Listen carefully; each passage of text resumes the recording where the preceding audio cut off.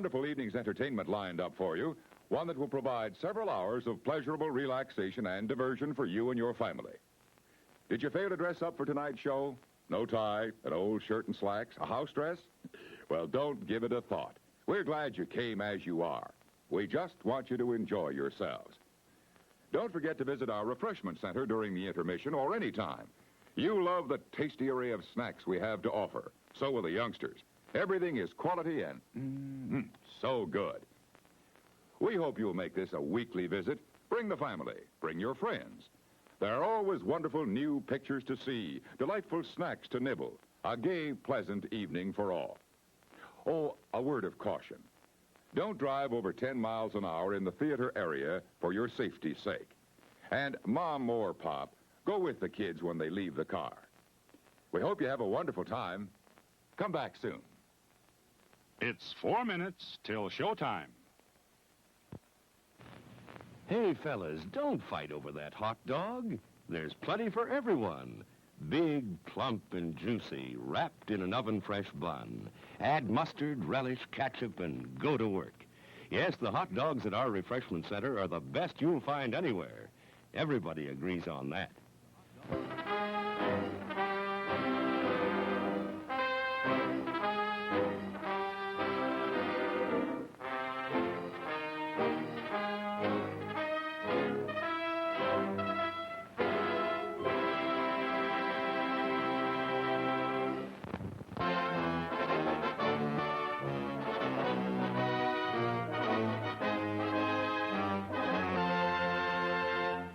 It's 3 minutes till showtime.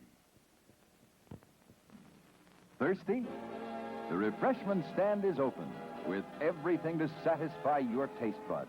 Here's the menu. The hottest, freshest, crunchiest popcorn.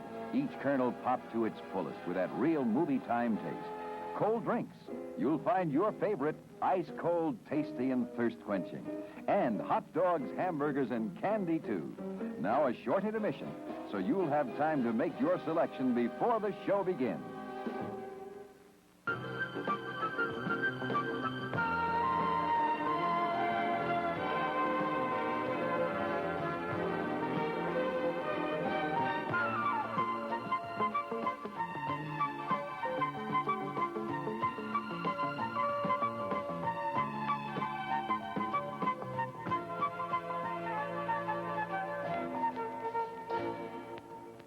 It's 2 minutes till showtime. Your attention, please. All new hotshot electric in-car heaters have been installed for your comfort and convenience. Just insert heater through car window and turn on the switch. When leaving, please turn switch off and replace on speaker post. Warning, high voltage. For your own safety, High do voltage. not attempt to repair or remove wires. Do not attempt to open heater unit. If you need assistance, please notify the theater box office or concession manager. Top quality hamburgers, the most popular snack in the country. We serve them plain or garnished to your taste. There are words men live by, words of strength, of wisdom, and of peace. We urge you to find the spiritual comfort and guidance we all so greatly need by attending your place of worship regularly.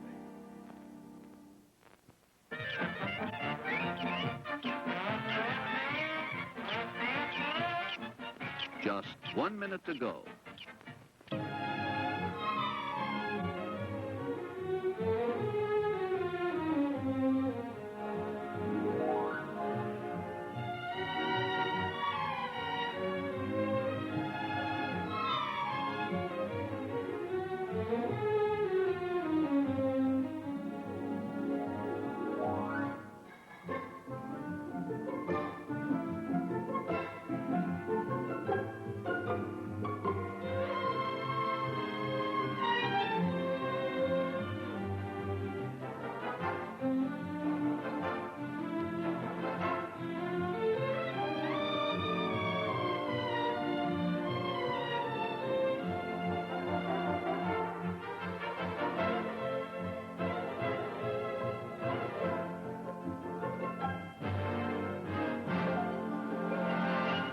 Yeah, 1990. it was because of the fucking marketing. They built that shit up so big. Yeah. Soda Wars. Well, no, the fucking The Pepsi machine. well, the promotion for Crystal Pepsi, well, like that machine was insane. Like the what they were pushing before that came out, it was such a big. I think wasn't it a Super Bowl thing too. I don't know. Might have been. Yeah, one Saturday we had to get up early Commercial. for baseball practice and finished about 11 a.m., something like that. And we went for about an hour. My uncle took me and my cousin around trying to find Crystal Pepsi. This is like the day, like right around when it was getting released, within a day or two. We went to like 3 or 4 places, and we finally found it at a vending machines right next to a Brindle's. Oh, wow. A Brindle's, you say? Yeah. I remember Brindle's. Brindle's. You could get records in Brindle's. And yeah, Could so you really? yes. yeah, you could. I've got a record with the Brindle stickers on it. Oh wow! From Do earshot. you remember when you first walked in? There was like that area, like was to the side, like almost when you as soon as you walked in. Me and Ryan called that the rape corner. What was there? I mean, That's kind of like it was on Family Dollar within the Brindles. yeah, I don't know why the music's not playing. Really pissing me off right but I now. liked it. Like, it was good. Like, I had anything against it. It didn't do that great. They never Obviously, did. it didn't keep it around too long. They didn't so. never do a clear Coke. Didn't they redo Crystal Pepsi recently? Like limited, very limited. I can't we answer go. that. Hey, maybe not. Could be making that up, folks. Sorry, that was a fucking ordeal. What's on Vance's Pizza tonight? I'm gonna guess. Speaking of Vans, don't forget. I'm gonna say Vance did a deep dish Chicago pepperoni. What up, Carl? Carl cashing in. I'm cashing in. Let me bring. I don't even have my metrics up in front of me. Carl Submarino. He gets that yodeling pickle. What's up, Carl? Please say thank you. I see you. I see you. Thank you. Corrupt Sage, good to see you. Let's see who else we've not said what's up to tonight. Oh, Dan B. Wingnut. Jay, I'm guessing you drank Zima back in the day? Oh man, I loved it when I was Yeah, like. don't get Jay. Jesus When I was like Christ, dude. 16 years old, man. Why did you get I Jay drank started Zima on for Zima? a whole summer? Didn't you get in trouble for bringing it to Carl? That was for 51, by the way. 51 months. Thanks for the 51 there, buddy. That's what we said. That was our drinking choice before school was Zima. Did you ever put Jolly Ranchers in it? No. That's Mark what Trull could put him down too. Boss man would always be like, "Oh yeah, man, what are you drinking? Fucking Zima and Skittles, bro?" Oh yeah, Skittles. Yeah, we man. used to put fucking Skittles in the fucking Zimas, bro. Zima was Shout out to good. Boss Man. That was back when Danny had his fake ID. Sure. Nassar, that was We his had that name. mustache. And Nassar. Yeah, at the pantry right where we grew up. I remember that. There was a gentleman that worked in there every Friday night, Saturday night. He was there, like working the graveyard. I mean, typical, 24-hour convenience store. We'd always go in there and like Danny had a fake ID, like he made himself, and we bought Zima there every night for like a whole summer. And then we went there one night. And he became kind of like our friend, Yeah, but his dad was there, or like the The manager. store owner, manager, or whatever was in there, and he looked at us and he went, and we just put it back and bought something else and walked. You remember Mike Horney? We had a pal named Mike Horney. Shout out Mike Horney. His dad was the AD at our high school, but like we all hung out with Horney, and he had a fake. Remember that one, or he got it from somebody? Yeah. Fucking out in him here. But it said he was born in 1969. We went up to the Asian grocery store, and the guy he goes and puts some 40s up on the counter, and the guy looks at the ID and he goes, 69. Like a Asian guy, and we're like, we still can't figure out, was he laughing because it was 69, like, Cost us. or like you're 18. Right. So Marlton Obviously he James was a wasn't. little out of style by then, man. Here. I I mean, fuck, we drank Boone's Farm. I would have drank some Bartles and James. Yeah, that was fun. Schlitz Old Style, High Life, if it felt fancy. Michelob, dude, the original Michelob is such an underrated beer, man. Nobody talks about fucking the original Michelob. I think you can still find it at like Total Wine or some shit. That's an underrated beer, man. Remember those? They put it in the monkey shaped bottle. The little foil top. No, it wasn't foil. It wasn't foil. Well, the foil wrap. Full hoil. Full boil. Bloody oil. Thanks for hanging with us here on Grown Man Record Night. We got a fantastic show coming your way this evening. We had the privilege of having Nate Bouchard in the studio last week. We did a little digging trip on the Saturday. We got some stuff coming off of that. Kids sent us some chips from Canada.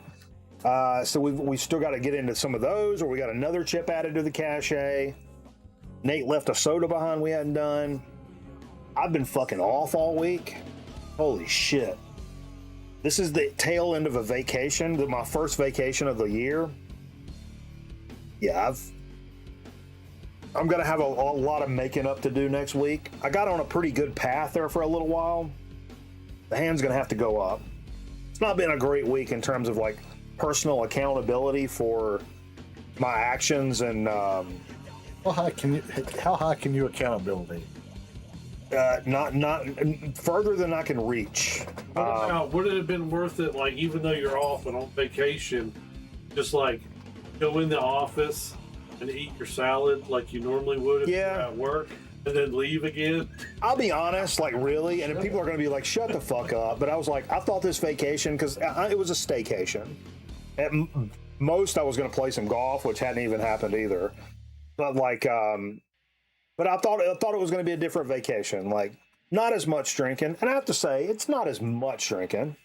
There's still a lot of drinking for most people, but it's not been as much. A lot. Yeah. If you pull an average Joe out of Walmart and be like, hey, this is what I drank last week, they'd be like, oh, fuck, dude. But compared to what I was drinking, it's better still. And same with but just been eating just fucking terrible food. I thought I was going to continue to like some exercise and shit like that. I've not done any of that. We're getting back on the fucking program next week, so Back with the program. but that's okay. So I got a couple more days to fucking let it loose, let it fly, whip my cock out. What about you going to talk about the one thing you did do on your vacation? Not yet. Thanks for ruining it, Zalt, man. Not yet. Oh, man. Can't go anywhere with this guy. Christ. Yeah, I spend all day making a rundown just to have people fucking slice it up in front of me like it's a paper airplane. Jesus. I took Jay's job on that one. But no, I've been eating a bunch of horse shit. I think tomorrow night the one thing. No, you haven't. Literally? Well, not literally, but the one thing that's on my list. You know what I've not done this entire year, and this is not a bit. This is not bullshit. Why was Carl talking about sex? Carl talking about sex, less masturbating. Carl. Masturbate. Every bitch is the same. Why does that have to get so dirty? Sorry. Self-improvement. But Dirty show. the one thing I don't think I've done this entire year is order food. Believe it or not, I don't think I've ordered food. I can't remember the last time I ordered food. So I think tomorrow night we're gonna order some food and watch the fights. Hey. Jay's coming over to watch the fights because we're fucking Fred and Barney. And we're gonna order some food. Hey, Jay, you wanna come over and watch the fights? Thing of drink. I've got a thing. We're gonna get somewhere. We're gonna get the fights on a little TV. But anyway, back on the program next week, and I've already started like sketching out like some diet plans and restrictions and stuff like that. Started looking at like some of the shit Olympic athletes eat and stuff. Athletes, just to give myself kind of a baseline of like, you know, where to start. Do you know what Olympic sprinters eat before a race? This blew my mind. Blew my absolute gourd off. Sardines. Do you know what what do you guys think Olympic sprinters eat before their race? They race. Is this a real question? Yeah, fucking A, it's a real question. Hey, oats. Nothing. They fast.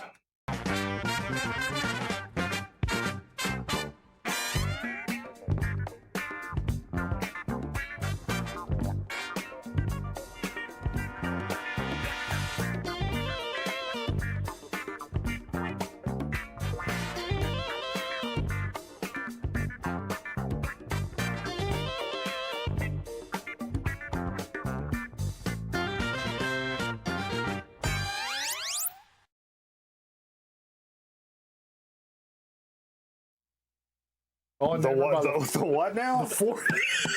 I don't know. We had this name that evolved over here. You're talking about it's starting like a punk band called. I was going to call it the Dads, and then Zulk said about the Foster Dads. I said, how about the Forester Dads? Could be like a group of like foresters, Subaru families. owners. Oh, And then I said, how about the Forestry Dads? Because we all like the outdoors. this show is going nowhere. That should have been the joke. That should have been Real the joke. fast. It's still hot as fuck out there. Yeah, Look at that kid. Look at that kid on the right when they finish. they can't That see kid right there. He's fat. His stomach's like. He That's wishes. Danny Partridge, man. He looks like him. He wishes that shirt was bigger. And he's Danny Partridge. Yeah, so again, welcome to Girl Man Record Night. We got a great show coming your way. Appreciate you guys hanging out with us. We played some cool albums tonight. We're going to talk about some cool stuff that came out today. I got a nice list. Actually got up bright and early this morning. Got my caffeine here and came into the setup since I've been off. Put the show together first thing this morning. Checked out a bunch of new stuff that came out. Good stuff. Some good stuff to talk about. Killer stuff, man. Killer. Man, you heard that new heavy record, boy? That shit's killer, boy. Yeah, heavy metal. I haven't been able to pick it up yet. Heavy metal. Pick it up.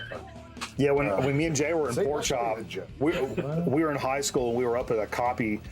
It was at a convenience store that had a copy machine up here, and we were making a bunch of copies of the flyer for the show.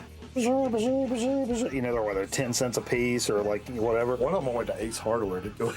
But we're sitting there doing it. We made all these flyers, and this guy come up to us in the parking lot, or inside, and he was like, "What y'all making? Y'all making some kind of band flyer?" And we're like, "Oh yeah, we're playing in Greensboro, somewhere else tavern." And the guy goes, "Heavy metal."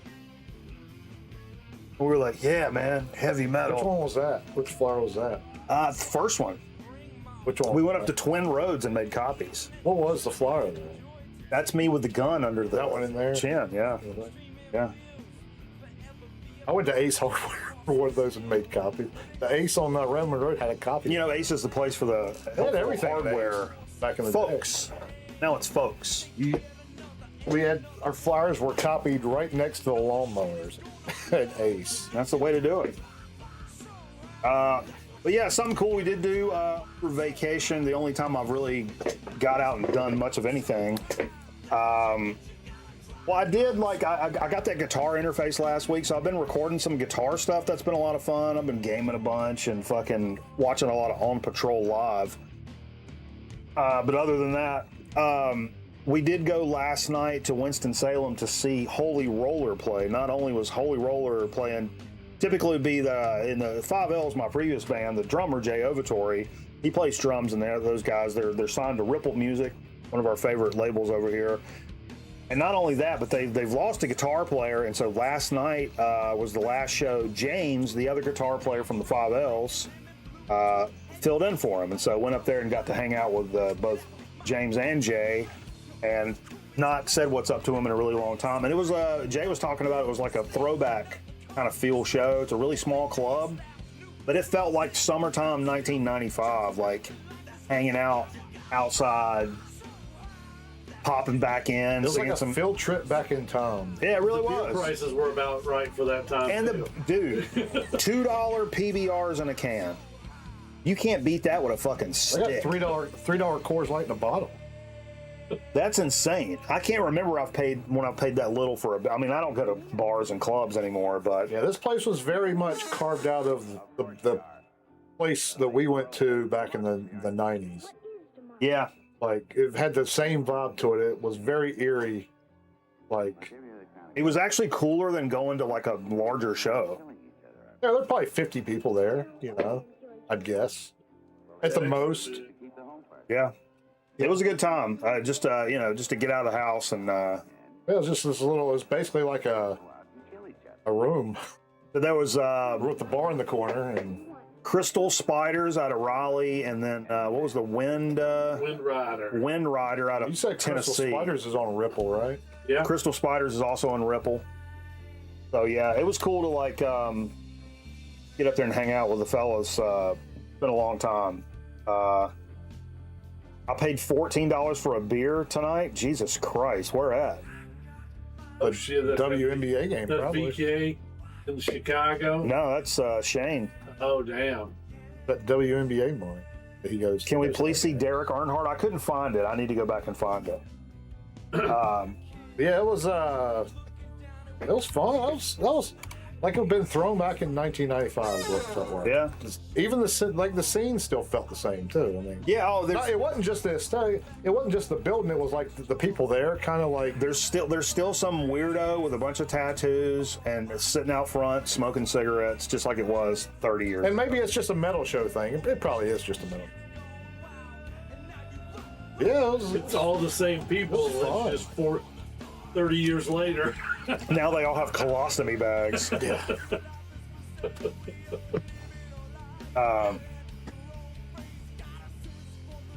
But yeah, it was cool. So that's what's been going on. I'm pretty sure they run a prostitution area. Jay's got some kind of theory. Did you see those girls in there with those guys? Want a low cut dress on? Anyway, she was working.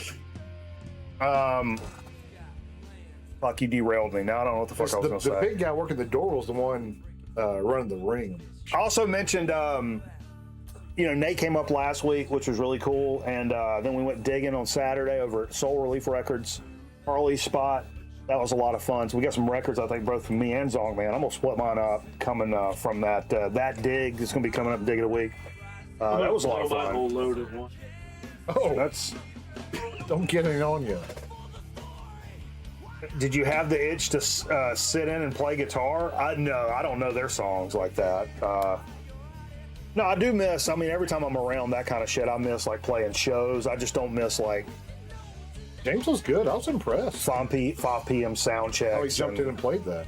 Yeah, James. I don't know if it sounded just like the record, but it was pretty dang James good. is a much better guitar player than I am, but which is all I've always played up. Like I've always been in band with people. He was like talking down. He was like talking down his solo skill before the show. And no, he can rip. He's not a shredder just because he doesn't like that shit. Like I don't like it, but like, no, he can definitely. It's good, man. He can definitely do it. He just thinks it's corny. Like I think, like shred and stuff. He thinks it's corny the way I think it's corny. That doesn't mean he can't do it. But yeah, we got some of that coming up. Let's see what the fuck else. I was gonna bring this over here so I can see my damn shit. Been streaming a lot this week, more than normal. That's been kind of fun. We watched a really beautiful movie on Tuesday night. Life is but a stream. You ever heard that nursery rhyme? Butt stream? A butt stream. Had a few of those in my time. Whoa. Eat the wrong thing, you get the butt streams. Hit the wrong note and we'll all be flat. You goonie! Oh, I did see. I think Aaron posted this to the Discord. Sorry. Mastodon put out a video called what the fuck's it called? The Mastodon in the Room, and it's kind of these guys talking about losing Brent Hines and moving forward, and some of the stuff that led up to them like parting ways, and some of they even like get into some of the struggles he had with substance abuse and different shit. And I haven't watched it yet. This is the one. Normally, I'll listen to everything I talk about nowadays, but I haven't had a chance to sit down and watch this.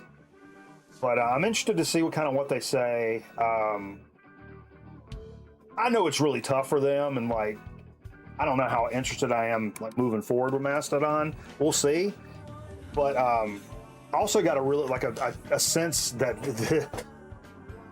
that they feel guilty, like cutting him loose. I think this is a way for them like dealing with the guilt of cutting him loose like right before he croaked. They don't say that, but I just croaked. He splatted. Correct. But yeah, I just kind of get that. I think it's they're hoping this is going to help them.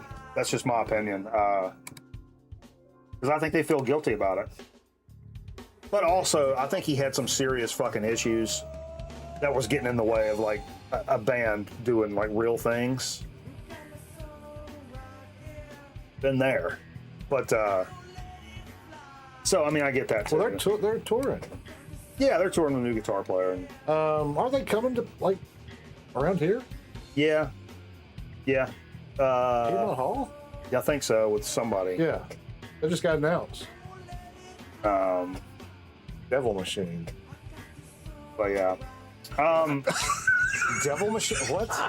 You just making up band names? Yeah. That was good. Got to see him a Brett. Yeah, that's why I'm like, yeah, man. We played with him, even though I didn't really like watch the set, but I've seen him. They're a Welcome to Rockville, I think. Maybe. I don't know. But don't ask me. I'm I'm okay. I don't think I'll be shelling out money to see him with a new guitar player. That's just me. Of course, I don't go see anybody, so don't listen to me. I have a hookup at the Piedmont Hall. Yeah. I might go see Down. We're talking about going to see Down in September. Yeah. Do that. Aaron Griffin down. I kind of flaked out last time Helmet came. Blakey. You know, So I'd like to see Helmet again. I didn't realize this, but apparently it's been 13 months since King Gizzard dropped a record. Is that right? Whoa. Is somebody sick? Oh, you may call Steve? But they announced this week they got a new record coming out, and it's EDM. It's like electronica stuff. And I was like, oh boy, has King Gizzard finally jumped that fucking shark? And I listened to a lot of it. I guess they have this like big modular synth. They call it Nathan, that they use on stage. Like different people in the band use the shit, but like largely revolves around that. But I listened to a few tracks of this. You definitely heard some like, in my opinion, like some Aphex Twin kind of worship in there, which was cool. Some of it was interesting, but I was like, yeah, I don't know.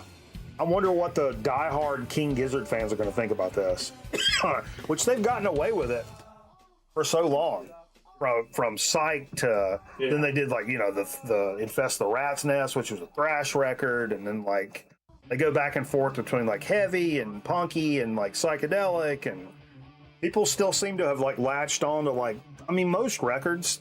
I don't think any record has been a major turnoff for their fan base this far. Maybe I'm wrong. But EDM, I don't know. We'll see. We'll see what people think. But I mean, I thought it was interesting, and I don't think it was groundbreaking EDM material personally, but Whoa! What did I just miss? What?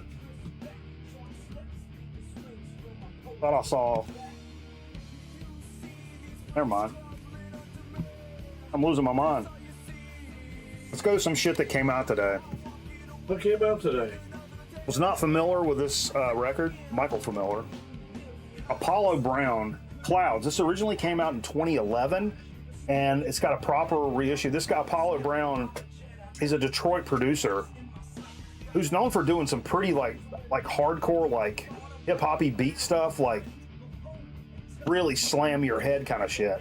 This right here is like a harkening back to like what the kids now call boom bap. We know it as like 90s hip hop. So think in terms of like Jay Dilla. This has a very Dilla kind of vibe to it.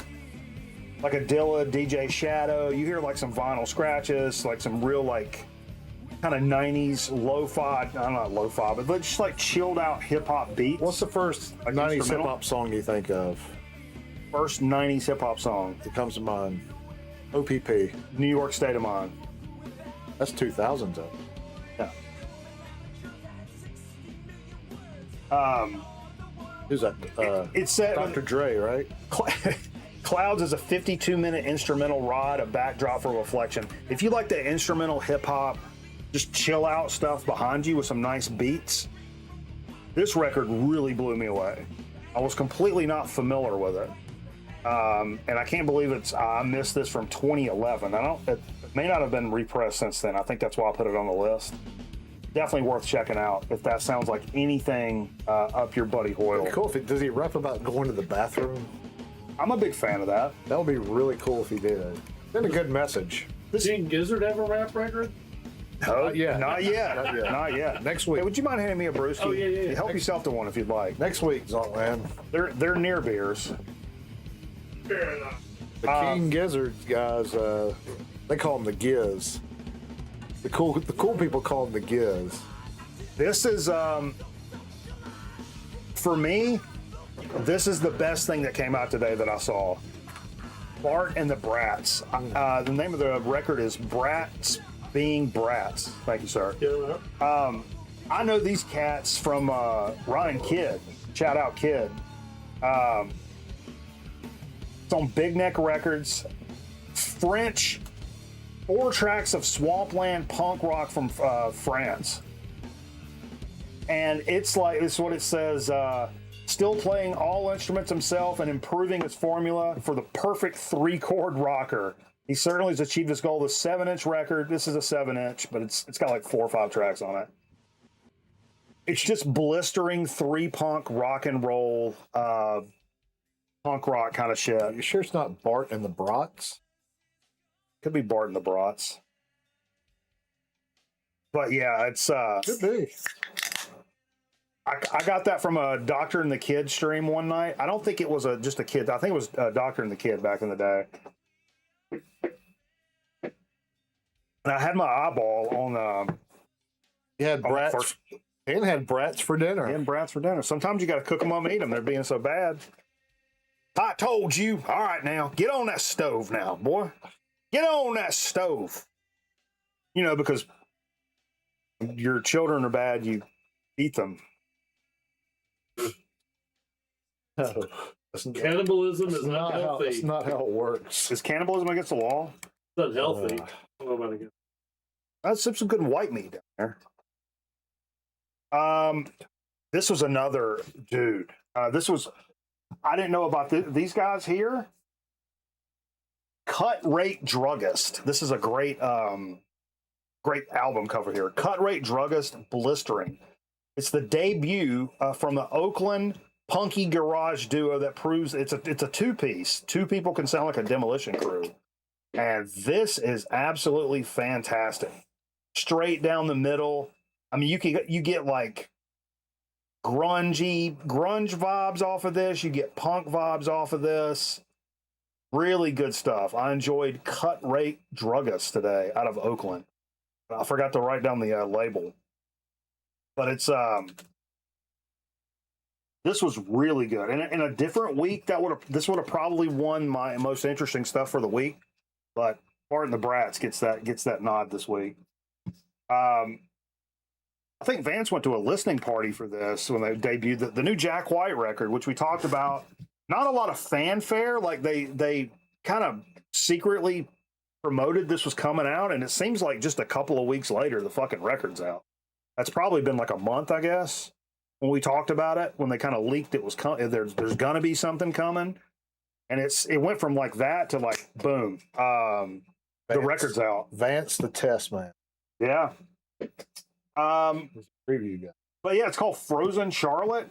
Vance, what do you think about the record? I mean, I think Jack White is one of those cats to where like I think everything he does is pretty spot on. But he's not a guy that I want to see do anything different other than what he does. I want to hear Jack White do Jack White stuff. I want it to sound like White Stripes, his solo stuff, like the early solo stuff. and he's never really went too far off the rails with that. He's a guy. Jack White comes out with an EDM record, we've got a fucking conversation to have. You know, I don't want to hear him do anything even remotely askew from what he does, because he does that kind of perfectly. Talking about the Giz? Oh, they just put one out. You don't want to see Jack White? What? Put a Giz record out like that? A Giz record. Yeah. The Giz. Who's the Giz? King Gizzard. They put a EDM. You're talking about going that route. Yeah. He called it the Jack. Yeah, and I think when I listened to, I sampled a few tracks today from this. Vance is self-promoting in the chat. Oh God! Don't allow. Oh Lord! Is there a mod in here? But no, I think if you if you like Jack White, you like White Stripes, I don't think you're going to be disappointed in this record at all, because it's right on point with what you want Jack White record to be. Just announced shows in Detroit, discounted concessions for the show. Fucking A. Yeah. It's easy for me to like guys that, like, when they get famous and popular, to find reasons to hate on them and shit. He's just a cat I really can't find a reason to not like honestly. Like, in my... His wife was bringing him down as the drummer. He had to throw her to the curb. But, I'm really quick to be like, oh yeah, look at this motherfucker now. But, like, you can't do that with Jack White. He's done good things for music. Yeah. Interesting guy for sure. Yeah, this is a band. I can't believe I didn't know shit all about this band. Apparently they've been around for like 3 decades. Anybody familiar with King Salami? King Salami and the Cumberland 3. This is a compilation. Nearly 2 decades. I think they're from the UK. It's, like I said, for 2 decades, King and his Cumberland 3 have been spreading rhythm and punk grease around this big old world, bringing them with buckets of fun, raucous energy, silliness, smiles, and sweat with this quartet at every party. This is the 20th anniversary. That's where this 16 knockout hits comes from here. And it's like the kind of the garage side of punk for sure. Bill with the dirty right there. Yeah. I call his nickname was King Salami. Whoa. Get a bleep button on that guy right there. Yeah, dude, if you've never heard of King Salami, I highly recommend checking that. That was brand new for me. And apparently they've been around for 20 years, so fuck do I know. What was it sound like again? Like garage rock. It's kind of like newer garage stuff, but like with a punky spirit. So punky garage stuff. Punky garage. Look at that ties. This is one of the, I don't know how in the absolute fuck I missed this back in the day. I'm a big Bill Laswell fan.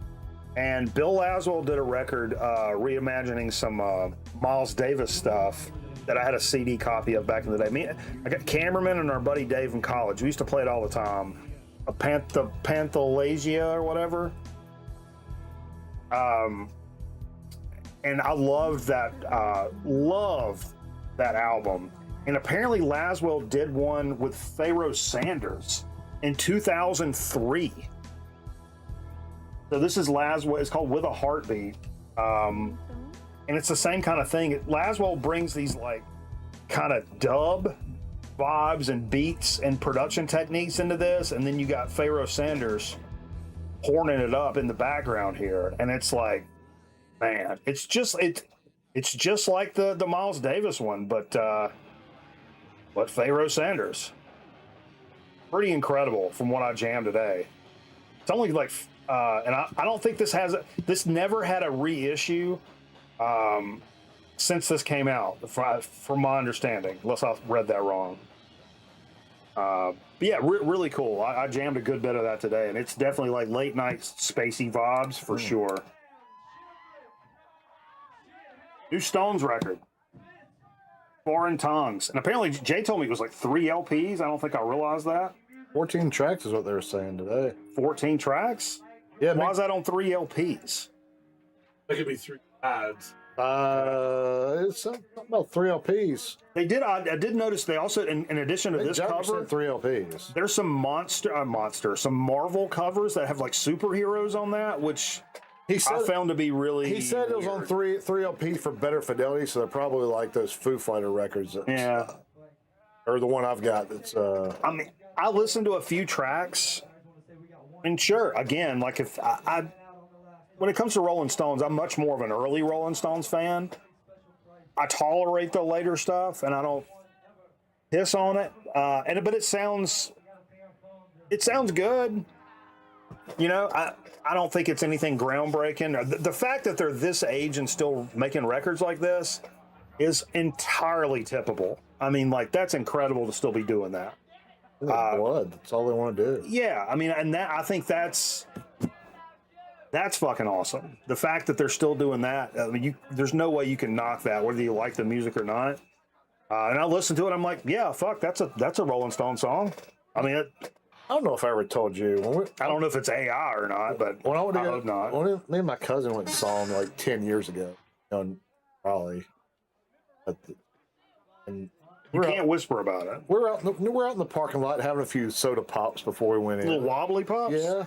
And he looks over at me. He's like, how cool would it be if Mick Jagger and Keith Richards died tonight? Oh, Jesus. And we were at the show. I said, that'd be pretty cool is what I said, actually. Yeah. Something to remember. It's a solid album. Yeah, I mean, I think it's, again,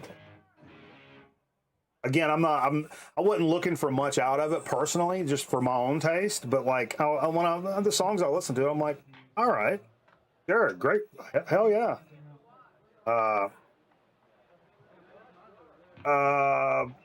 Some people say the album reminds them of the Some Girls era. Oh, okay, yeah, I could see that. That's fair. Again, I'll probably listen to 3 tracks off of it, just so I have some sort of semblance of knowing what I'm talking about. Mick Jagger was doing some press on it, and Rick Jagger? That's his real name, right? Rick? He got a brother. You seen his brother? This isn't a joke. He's got a brother that looks just like him. Nah. Yeah, he really does. His brother's looks like his twin. I'm not making that up. I'm hoping to be vertical at 80. Yeah, exactly. I mean, Dick Jagger. How cool would that be? Dick Jagger would be a tough name to walk around with. You got to live up to some hype. Oh, yeah. You're either fighting or fucking. It's one of the two. And preferably both. A little fight and then a little fucking. Like Dirty Harry? Yeah. I mean, I remember like when me and Finn went to this steakhouse. That's when I developed this what I call the adult peanut butter and jelly, which is like a rare cut of steak and whiskey neat. And I would take like one bite of the steak and sip a little whiskey. That's some just absolute grown man shit right there. Rare meat dripped in blood, then a little sip of whiskey. And like when I was done eating, I was like, man. I told Finn, I was like, I don't know whether I want to fight somebody here or like fuck in the parking lot. It was just like it was like a shot of testosterone. It's like fucking A, dude. That'd be really good with some red wine. Red wine, get out of here with that nonsense. What do I have, a gash? No, red wine's great with steak. Wine's for gash. For sophisticated people like myself. Oh my God, sophisticated Jay. That's where you wear that shirt so you can't see the stains on it. What stains? Red wine stains. Oh. See? Dips, people do that. Dip red steak in red wine. Yeah, like Michael Gary Scott. This was interesting. I took a look at this today. The Underground set, which I wasn't familiar with. Apparently, this is a super desirable record that's just got reissued today. It's a cold Italian psychedelic and early prog record, originally released in '70 by Gianfranco Ribere. Sure. Giovanni Ribisi. Yeah. Performed by members of Nuevo Idea under a pseudonym.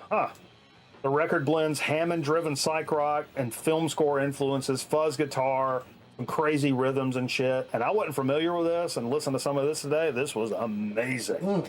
Amazing. And I don't think this has been officially reissued. I think there's been the legs floating around on this, but I don't think it's properly been reissued in like ever. And it's one of those like, hundreds of dollar records that collectors have been after, yada yada. So if you're familiar with that, Michael familiar, and you want to check it out, it's now available for regular guys. FYP. For a $25 reissue. Hashtag FYP. Yeah. I have soft teeth. I think I got one more. Let me see if I can remember. What the fuck did this even sound like? But, I mean, obviously the name wrote me in. Toilet Rats? Oh, yeah, I totally remember this now. Toilet Rats, this album is Black Cats. This is their third LP. This shit was so fucking good. Minneapolis-based Tommy, last name that I'm not going to try to say. It's got Tommy Gorley.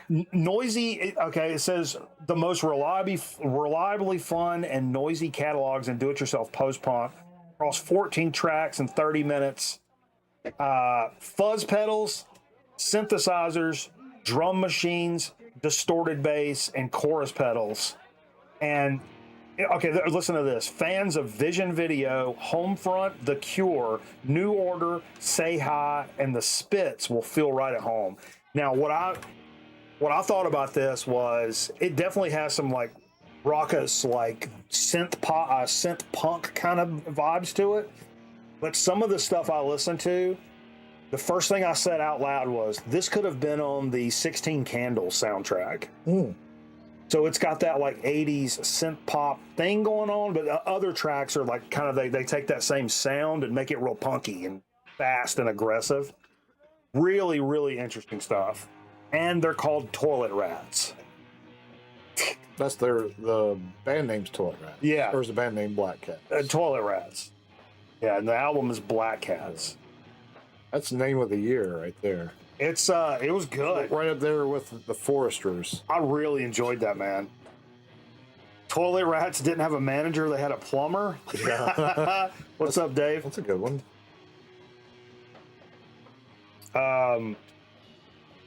Yeah, let's get into a little bit of what we played tonight. What did we play? Oh boy, this was a pickup from that Goodwill stab a couple of weeks ago. It's the second Diodato record. I thought that was Play-Doh. Dana Play-Doh. Really cool record. There's one, I don't want to say clunker on side one. Really slow, almost sounds like a classical joint. But the other stuff, some really nice playing on this.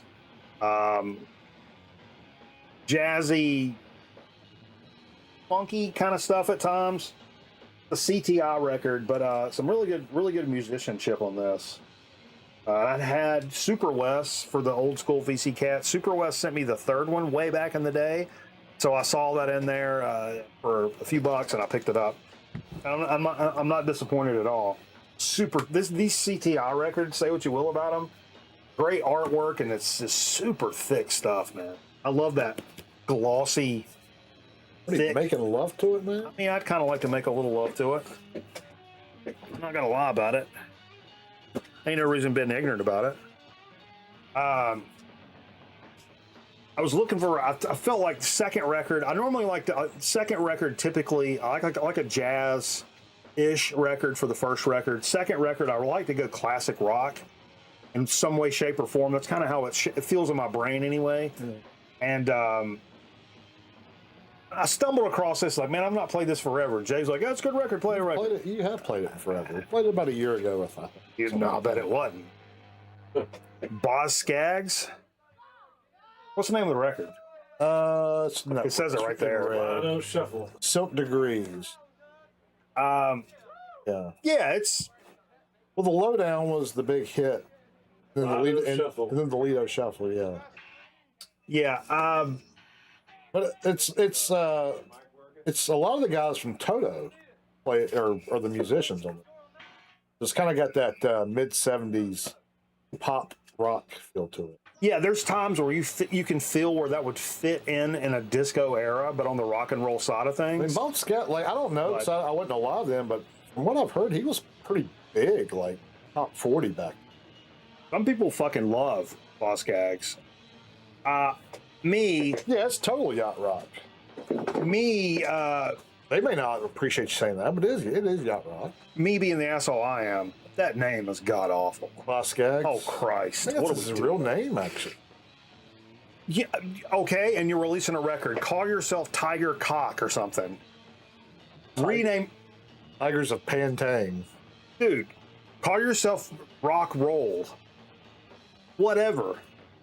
Do something different than Boss If I was going to Gags. change my name, I think it'd be something like James Hatfield. With an A. Yeah, with an Boss A, Gags. not an E. It sounds like it's something. He started with the Steve Miller Band. Like a rock. Oh, that was Bob Seger. This guy. God. This guy over here. I like them both. Equally. Steve Miller and Bob Seger. Bob Seger and Silver Bullet Band. And just the Steve Miller Band. You don't hear much out of the Silver Bullet Band. Bob Seger made it. They're still playing honky tonks. Yeah. I'm just trying to get by. Yeah. Bob Hey, Seger brother. took all the money and ran. Oh no, that was Steve Miller. When them light bills are getting expensive, boy, I'm just trying to make ends meet. I was thinking about getting back in school. Get down there, maybe get my welding certificate or something other. Prowler cashed in some banana bucks and gave us an actual choice, which is crazy. Said couldn't decide between Fear and Dead Kennedys. And I said, Scotty was in the chat, and I was like, all right, let Scotty break the tie. And Scotty said, how about a little plastic surgery disasters? Surely. Actually, Scotty sent this to the program. Way back is that when. Alien's hand? It's not. We won't talk about that. One of my favorite pieces of artwork, this photograph on the back, which is featured in Natural Born Killers, out the window, the Rodney Dangerfield scene, if you guys remember that. And what now? Say it again? Featured in Natural Born Killers. That photograph with the smiley face. Never seen it. You've never seen Natural Born Killers? No, I've seen You didn't watch that with I've me? seen it. Yeah, I've seen it. It's been 20 plus years. I used to watch it every day. I didn't like it. That is not. It gave me the creeps. I watched it every day for a while, It gave me the willies. and that's not an exaggeration.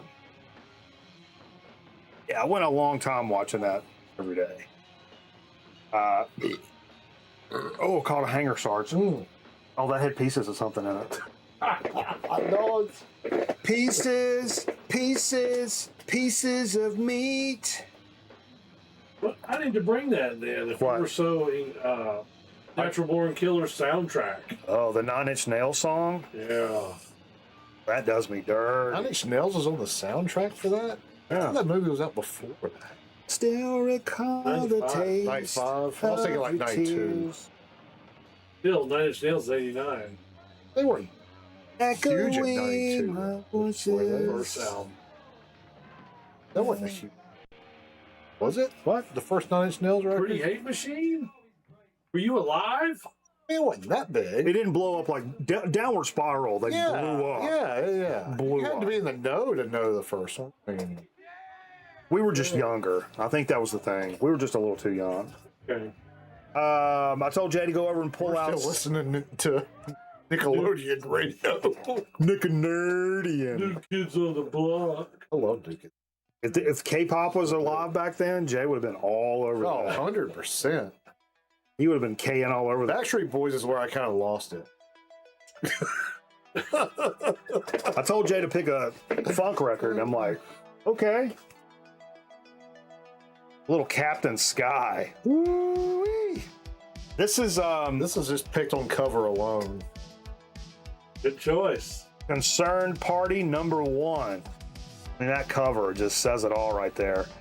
Not my favorite Captain Sky. I've got another one that's much more. This is starting to lean into some kind of disco flavor, but in a good way.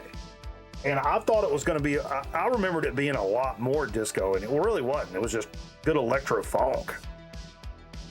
I've got the one that looks like a comic book. Yeah, it's sticking out right there. Yeah, this is a little later. This was in the heavy drug phase of 1980. So yeah, fantastic record. You don't think he did drugs, do you? Yo, what's up? A Perfect Prescription vinyl. Yeah, that's a great cover. That'll make you want to pick it up. Scotty just called you old. Zonk is the elder of the community. That's because of the beard. He looks like an elder, like the village elder. It's like Jay. You're What? Jay. That's your name, dude. It's like Jay, the drummer. What, from Holy Roller? Yeah. Jay's a lot shorter. He is. You mean because they have long beards? And long hair. Okay. Hey, I'm all right with that. Gray beard, like, grayish with beard. Hey, Mr. Gray Graybeard. hair. Speaking of Nine Inch Nails, Zonkman brought this over. I've never heard this record in my life. You said this came out in like 2013? Yeah. What's the name of this? Hesitation marks. Hesitation Marks. I don't remember ever listening to this. Maybe it's popped up on some stuff before. Tribute to Richard Mark. I forget what reissue that is. 2022. Yeah, this was good. Their I fuck with rendition of this. Hold On to the Beat. Really good. Killer stuff. You were liking this stuff, Jay. What? But yeah, this is Nails. Never liked them. oh, let me get that back to you. Just never liked them. I mean, I don't like, I don't piss on anybody that does like them. It is what it is. That's what it's sounding like to me. I just Even don't. if I was on I just fire, don't. Jay? I just don't. There's a lot of Just stuff I if don't was like on and fire? that other people love. And Jay has a Creed shirt. I do have a clue. This I went and bought another one. I bought this album for one track and one track only. That turns out I really dig the whole record. I bought it for the Grown Man Record Night theme song. And we're talking about that vicious vodka. Amos Milburn. Yeah, let's rock And a while. I've been looking for that 45 for a really long time. This is a Let's Rock a While, this is like a later Route 66, which is a division of Mr. R&B Records. Sure. But there's also one called Thinking and Drinking, so it seems to be like he may have had a substance abuse problem. I can relate, brother. But yeah, Vicious Vodka. I wanted that 45 for a long time, and this record was $5. And I'm like, yo, instead of trying to track down this 45, which is going to be more than that, why don't I just buy this comp or whatever that's got the track on it and some other stuff so I can check out. It was really good. Vicious Vodka. Oh, you dirty rat. Got me on the corner. I don't know where I'm at. Woo. This is another Zonkman record here. Get out of here. Tell me more about this now. Valley of the Sun. Okay. Only Gods. That's some VCLT from Eric Weinbender. They're out of Cincinnati, Ohio. Okay. In fact, I brought this over because Ansp in the Discord, they have a new record come out. Oh, today. I missed the boat on that. Valley of the Sun. I missed the boat on I that. forget what the name of the new record is. Congratulations. Hell yeah. Congratulations Yeah. on the new And this record. is signed. Yes, Weinbender saw them live, and I think, if I remember correctly, he saw them with Truck Fighters. And Oh, got wow. Truck Fighters to sign that record too. Really? The Truck Yes. Fighter signed that record. Wow. That's super cool. Hell yeah, man. Hell yeah. R.I.P. Peter Van Norton from Police Academy movies. Vinnie Schultzman? Not too familiar there. Must have been for the later ones. Which Police Academy? Must have been after Mahoney exited. I mean, post Mahoney, I get a little fuzzy. Then finally, a dig I picked up in New York City, my fucking town. I've wanted this comp for a long time, and they had it's obviously a reissue. Killed by Death, the very first Killed by Death, 77 through 82. If you don't know Killed by Death, legendary punk comps that legend has it they go up into the thousands. There's a lot of them. This is the very first one. And originally, I think this had the Beastie Boys on it. I think it had like Egg Raid on Mojo and some shit like that on it. But these represses, like, they omit the Beastie Boys just because of licensing and stuff. They just don't, I guess they don't. Their publishing company doesn't play ball or whatever the fuck. So, but yeah, I picked this up in New York City in some nice marbled pink vinyl. But it's got, which side did you play on? Played Gasoline, Killer Man, side 2. Side 2. Took Zoc a minute to remember. So it had, he's old.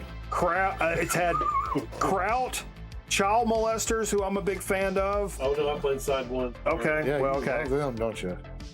Cold Cock, Authorities, Nuns, Users, Vicious Visions. Side 1 that he did play: Mad, Hollywood Squares, Slugs, Vox Pop, Controllers, Dogs, and Gasoline. Those are all original. Yeah.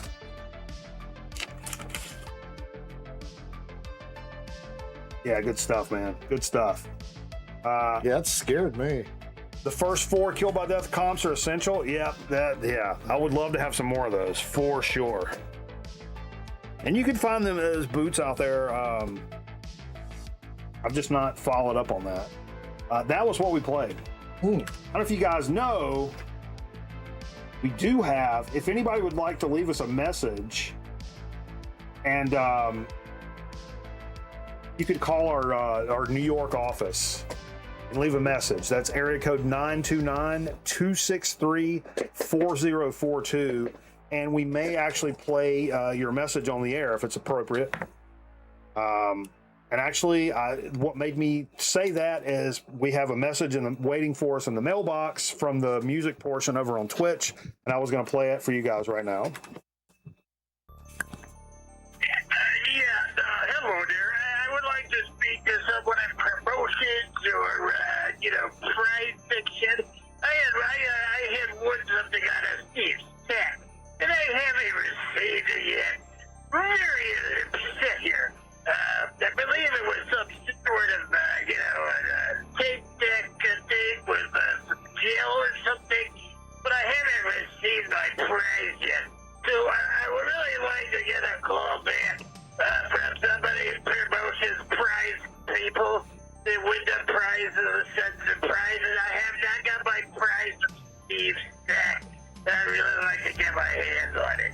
So yeah, you can call me back. It's a 746 501 44. Oh, I shouldn't put the number out there. Okay. What's wrong with you, man? Well, you just gave the guy's phone number out. I mean, our prize department, unfortunately, is headed up by Steve Fever, and we all know the story there. But yeah, feel free to leave us a message. Area code 929-263-4042. Local New York tolls will apply. I don't want to deal with that guy. I'll be honest with you. Steve? No, the guy that called. He sounds tough to deal with. Look at tough customer. That's why we let Steve handle those Tough types stretch of of things. highway. Yeah. When will it be handled? Never? You think Steve will remember coming over here a couple weeks ago? No, he won't. He won't. You know, you mean call him right now? We'll put him on speakerphone. I don't think that's a great idea. Why? I don't think it's a great idea. Oh, he'd love that. Let's. He would love that. We got to run some marbles here. Marbles! Do a shot. I guess. We had another shot tonight. Joe. Correct. I'm loading up some marbles, so you guys get your time to get your crayons and your pencils. Do you know they're originally called your page? Yeah. Do you know this game was originally called Marvels, but they had to change it for licensing reasons? What the fuck is wrong with you? But it worked out because they're actually marbles at your race. So it all worked out in the end for everyone. Yeah. Doc, you want any? No, thank you. What, you got school tomorrow? Sunday school. Doc's a Sunday school teacher. I don't know if you ever been to one of his classes. He's pretty smart. He knows his Bible.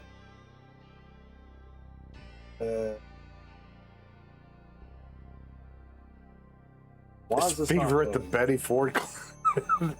Misuse. That was misuse. 8-ball question. I think he's at the Betty White Clinic. Not as well known. Last time I saw him, it was like he's been at the Betty Crocker Clinic. You know what I mean? He's skinnier than he's ever been. I know. He's all the drugs. We're not gonna get into that. I don't feel like that's appropriate. I think Steve cleaned those needles up and like sell them on the secondary market. That'd be a hustle. All those needles he found. Oh yeah, you could resell them. He can make some money. There's a good market for secondhand needles. Rando, boom. Fishes, vodka. Let's see if I can capture it now. All right, well, I'm gonna do this shot. Patience is a virtue. Oh, this is also for Randolph Mantooth, who passed away today. That's right. We were watching some Emergency earlier. He was one of the leads in Emergency back in the 70s. Exclamation point play to get your spot in a round of marbles with your pals over here at Grown Man Record Night. And this is also for the gentleman from Police Academy. Okay. Nordberg. That wasn't Police Academy. That was Nordberg was O.J. Simpson's character in Naked Gun. You know he won an Oscar for that? Come on. A little known fact. Come on, that's. I think he won a telly for the airport commercial. That was a good commercial. Was it Avis? Avis, that's right. Or Hertz? No, it was Hertz. Hertz donut. You ever had a Hertz donut? Hertz donut. Yeah. Yeah, he was. That made me want to go to an airport terminal and run. I don't like they call them terminals. That hurts. You can't run in an airport anymore. What was your final destination? I don't know. I don't remember.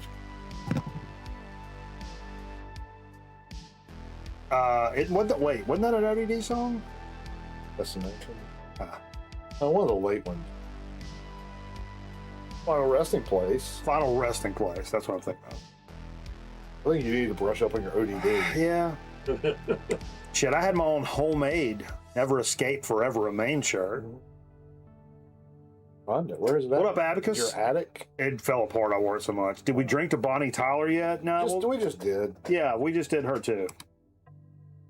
We watched Dancing Grannies in the Atari alcove earlier. That counts, doesn't it?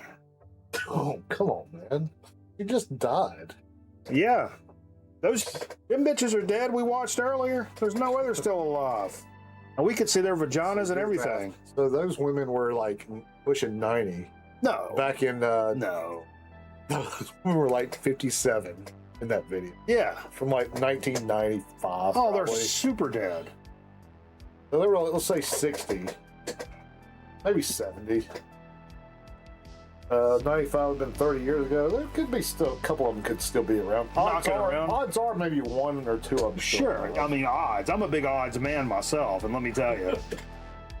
Dancing Grannies were fever's age. Holy shit.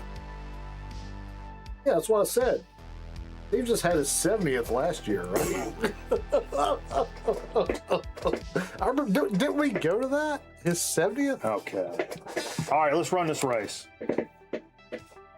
14. Zonk, are you in the race? I'm in the race.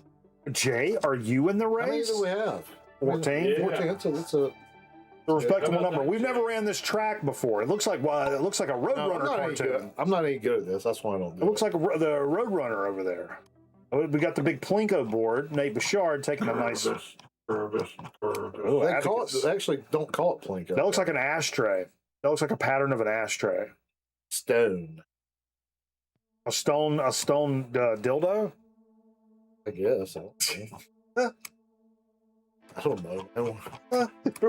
Ryan talking about the stone dildo? You don't remember Ryan talking about the stone dildo? Somebody does. Pepperidge Farm remembers. That's a crazy track, brother. Yeah, You fall off of this, you're done for. It's insane. Scotty's been putting in some time this week. I've been noticing. You can tell on the Discord when people are really putting in the time. Probably some people do it on their lunch break. There's some whoop-de-woos right there. But Scotty does it at lunch and supper. It's really, at the end of the day, Jay, it's about believing and achieving. I'm a big proponent in believing and achieving. When Scotty's eating his sandwich, Whoa! Is he gonna hit it? No! Whoa! Back on the wheel. Back on the wheel. I think Scotty eats ham sandwiches at work every day. He seems like a ham sandwich guy. I've got to be honest with you. I'm a ham imagine sandwich guy. sitting there eating his ham sandwich, like playing the practicing every day for like from 12. I'm imagining that right now. Detroit Dan off the at board. his desk. They put his headphones on, put some music on. They workout music. Maybe some lo-fi beats. And it's good to see. It's really good to see the results. Oh boy, he's stalled up here. Here comes AG. Rumbling, bumbling. Got he woke back up. Hope he doesn't fall off the track. He does drink a lot. That's the one thing you say about him. Scotty drinks a little bit. So, I mean, he puts in the time. Oh, look at this motherfucker.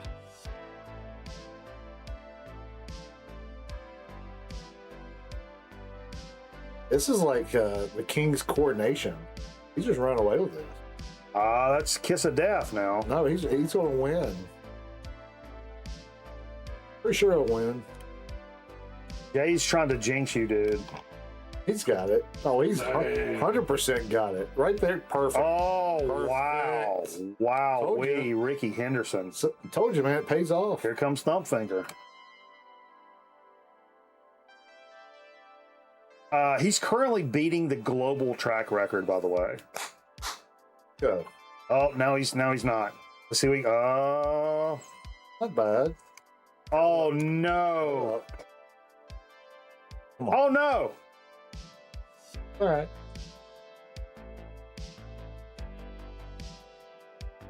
Through the whoop-de-woos. Wow. What a run! That's something else. That's Tiger Woods back in the mid-2000s right there, dominant. That's that 240-yard 4-iron. I'm impressed. Really impressed. I mean, we got some other folks like putting in the effort, but boy, let me tell you what. What do you think Scotty ate before this race? Ham sandwich. I think he called it. No, nothing. That's the joke, right? Oh, he's fast. Yeah. Fast. He fast. Fast, yeah. He fast. He bad too. No, I have a lot of respect for that run. If I was wearing a hat, I'd take it all. I'd tip it to you. Okay. Let's check out the Good final job. results here. Good job. That's yeah, Dominating. dominating performance and going to set a really tough track record for the community. And I've never seen, I don't think he was actually beating the global record at one point. And with With not much left to go. 2 furlongs left, I believe. Furlong? What are you, 84 years old? Did it take him a fortnight to get there? Furlong? Yeah. All right. That's a thing. I guess. Let's get into a little dig of the week action. Dig of the week. All right, digoftheweek.org.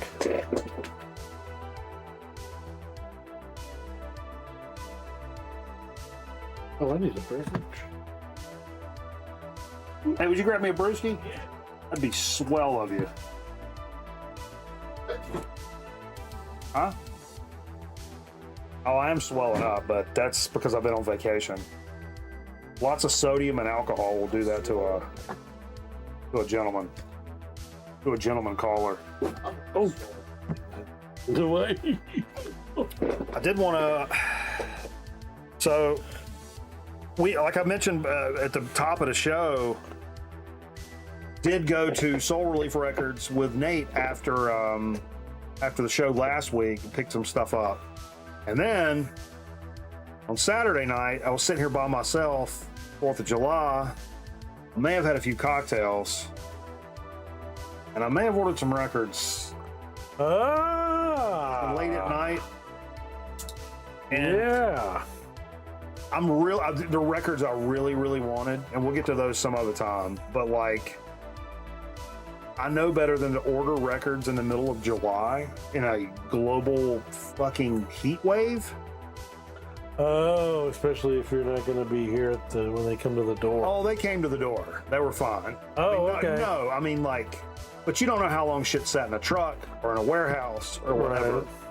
There's a little warpage to both of them, but that's a full hand up on me. I said other people would probably send this back. They play fine. There's just a little bit of something, but that's on me because I know better than to order records in fucking middle of July. It's a little toasty. Oh fuck, I'm messing up. I mean, Yeah, when cars are melting, you know some records are going to melt. Yeah. So, what do you got for Dig of the Week? Okay. I want to look something up real quick. I meant to look this up. For Dig of the Week, I got Bonnie Tyler, Faster Than the Speed of Light. Actually, I don't. I already have this record. I just didn't get to play it. Oh, did you bring it? Yeah, I brought it. We just didn't get around to playing it. It's all good. So, let's see. So, I'm going to go ahead and show what I got at Harley's. Okay. Keep going with this whole. Trying to find this whole. Yeah, keep finding. I'll do something.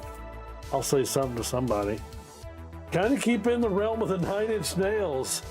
I got 9 Inch Nails, Add Violence. This is like a 2017 EP. Didn't have on vinyl. Definitely has a CD. Yeah, release date July 21st, 2017. So yeah, you can amplify some chaos, add violence. The light's on. The simulation is activated. What year did you say? 2017. Okay. I get another one. I don't really know. And But I did. Harley have that used. Yeah. Yeah. Oh, sure.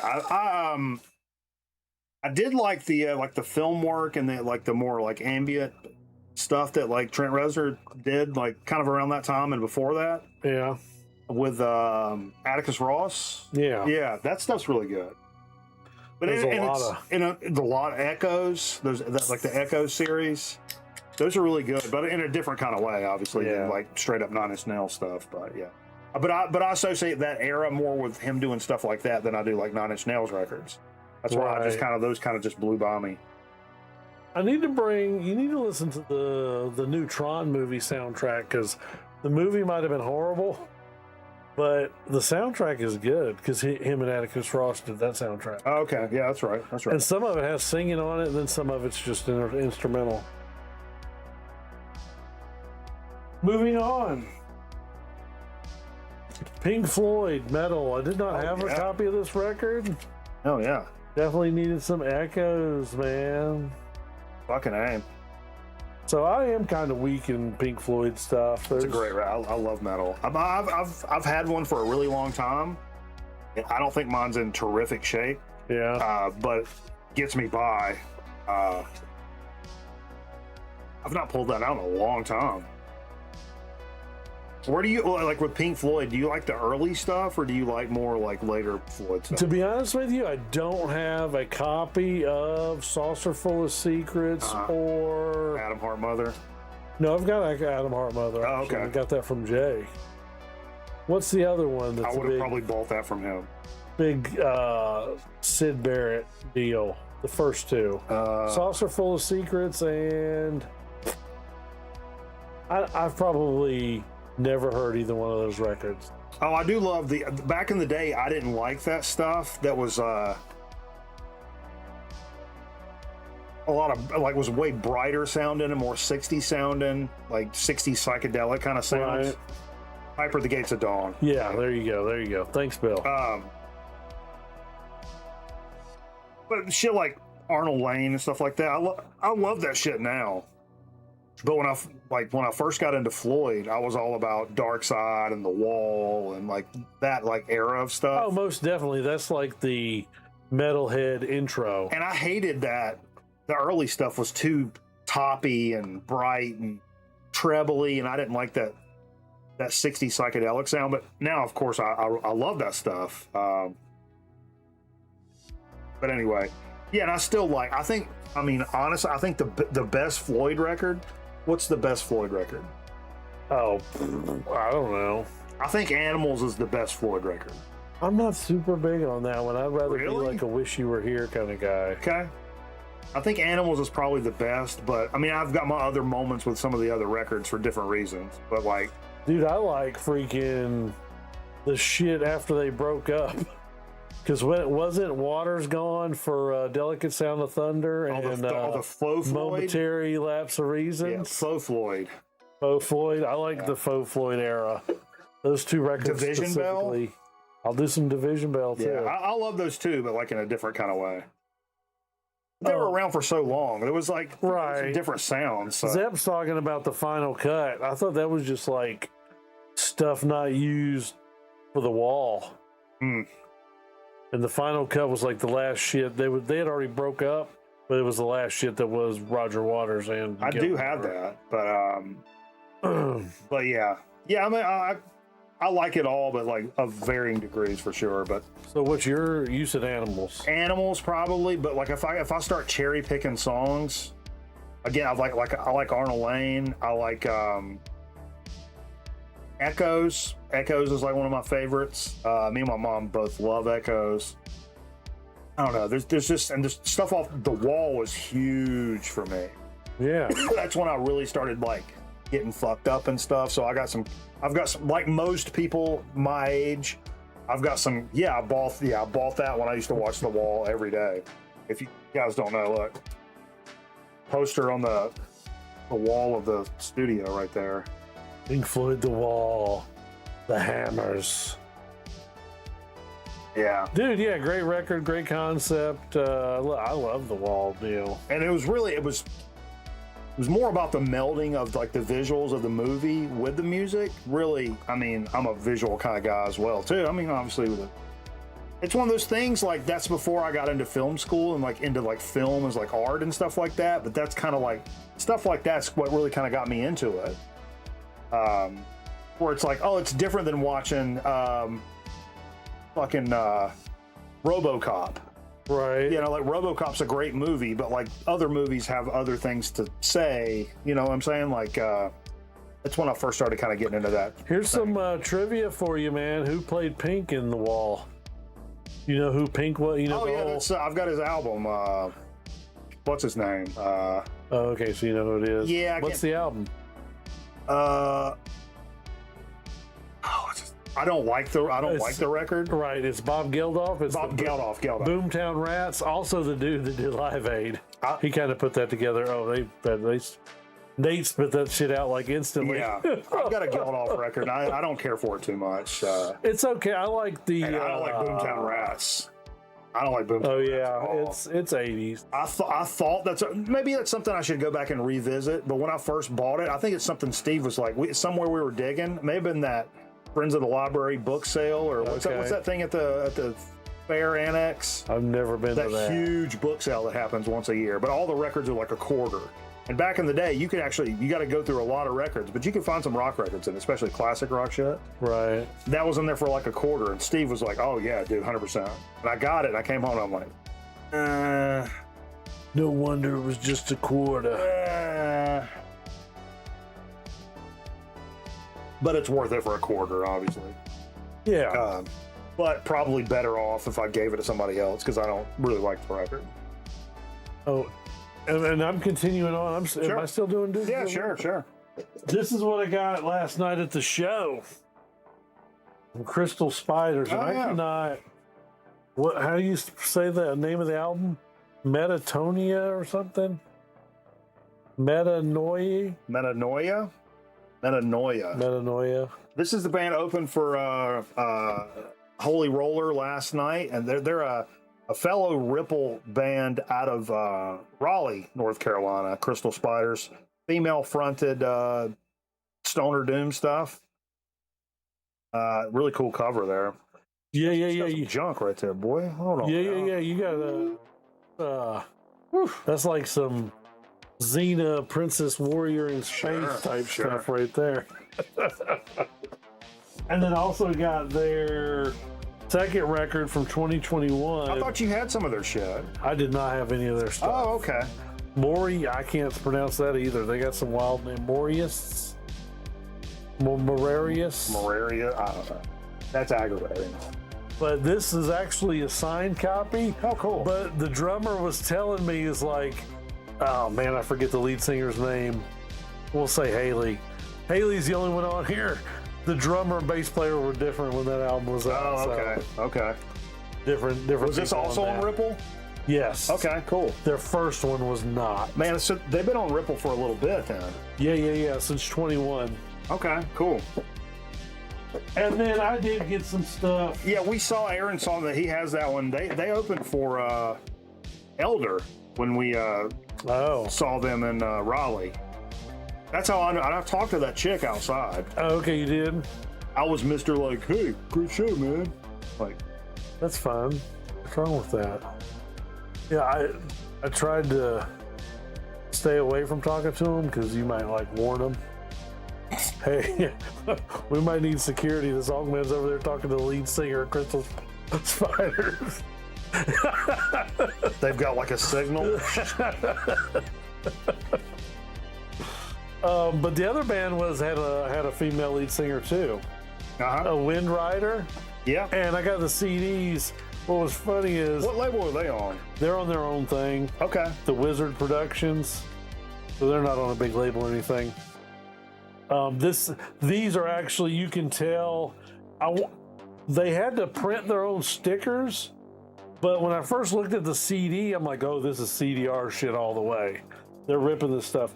But there is pressing numbers on the CD. Okay. So it's a real deal, just looks like a CDR. So I got both of them. Self-titled Wind Rider and then Wind Rider Revival. That's a cool cover. Both, they were like 2022 and 2024 maybe. And these cats are out of Tennessee, right? Eastern Tennessee, yep. They had a little twang to them. Really like blues oriented. Yeah. Very, very blues oriented. Now, this first record I played some of this today actually at work, and it reminded me of like a blood ceremony without the flute. Oh, okay. So it was just that Sabbathy, Jethro Tull sound. So it was, kind of in that blues realm.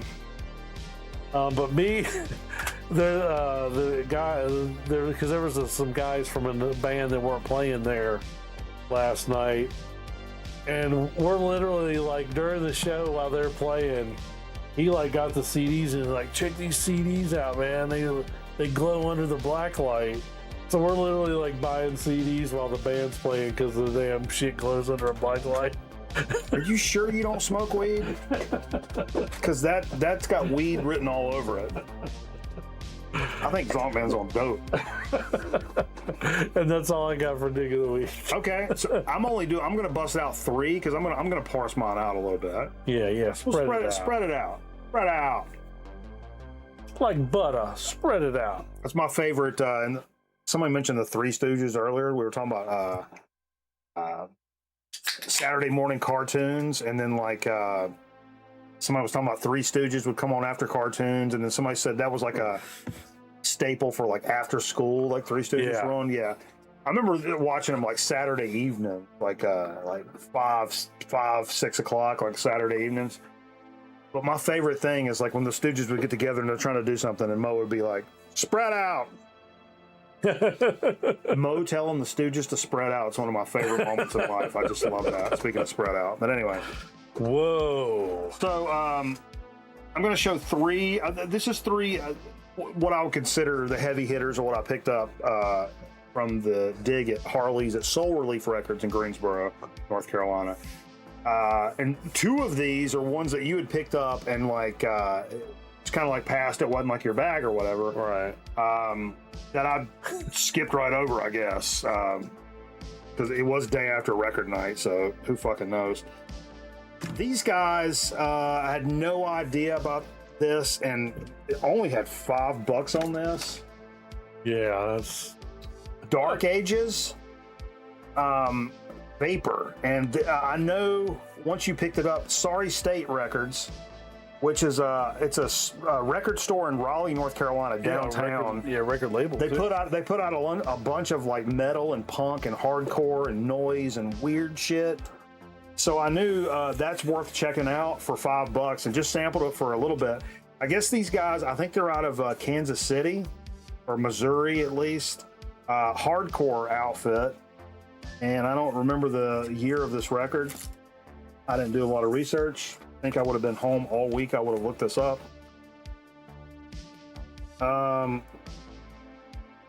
It's a 45 RPM, but yeah, there's fucking 10 songs on it or whatever. But yeah, what I jammed out. This is I can't remember if I've listened to this or not.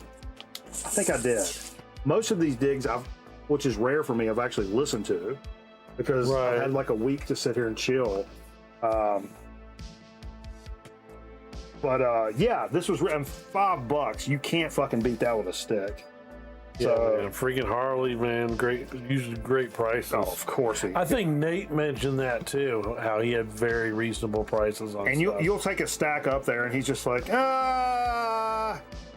and then he always knocks a few dollars off, or you know, like, it's because we're with the Mikey Bananas. That's why. Yeah, that's right. It is, man. I don't get as good of deals when I'm go by myself. I'll take what I can get. This was a big record for me. Like in high school when this came out, I fucking loved this record, and I kind of broke my rule. I think. Actually, I've not confirmed because my CDs are not in order. But like, I think I have a good CD copy of this, and I typically nowadays, if I have a good CD copy, I don't buy the record because I'm good. I'm good. Yeah. Unless it's something I just really want to be able to play on Friday night. I know Shane's a big fan of this band, but I guess I know it to be their first record. I think you're right. I think you're sure. right. Not a Surf, High Low. This came out right when I was starting to like play in bands and stuff, and actually, me and Popular was the song that was like on MTV that had the video, and me and Jay used to jam Popular in pork chop practice back in the day. I learned how to play that, and we would play that, and the song Stalemate sounds very similar to Popular. Some of the same like structure. This is a produced by Rick Ocasek, actually. This is a Vinyl Me Please reissue, which I noticed like afterwards. Originally came out in '96, so it's right when it's like a year after Pork Chop like formed, kind of thing. So that's right in the wheelhouse. I can't remember when this Vinyl Me Please reissue came out. I want to say 18, because I actually have a copy of that too. Do you really? The Vinyl Me Please copy. It was like 2018. I got it used from Jonathan. This one I didn't actually jam. Has it got a weird colorway on this? Oh, it does. Yeah. Is it the same way yours looks? Pretty sure. Oh, just straight up orange. Peach, orange, yeah, I don't know what you call that. It can be deceiving to the eyes, man. Nice inner sleeve, I'll give them that. I think it's blue, man. It's real crisp. Think we're parked, man. Blue vinyl. Whoa! Whoa, don't let that thing get away from me now. It's got a lot of horsepower to it. You know, they're the quarterback, they're Popular. But yeah, it's got a lot of horsepower to it. I love that record. I'm really nostalgic about it, and that's the one that, like, when I saw it, I was like, oh God, like I gotta have it. Oh, right on. I was excited for that one, and then you picked this one up, and I missed it. This is another one I just completely missed, and it's right at my alley that I would have been looking at. And it's funny, you know, we went and saw our pals in Holy Roller last night. And I remember when they were first getting together and releasing their records and stuff. Oh, Tank. Uh-oh. Just kind of mushed down on the power strip, but not where the switch is.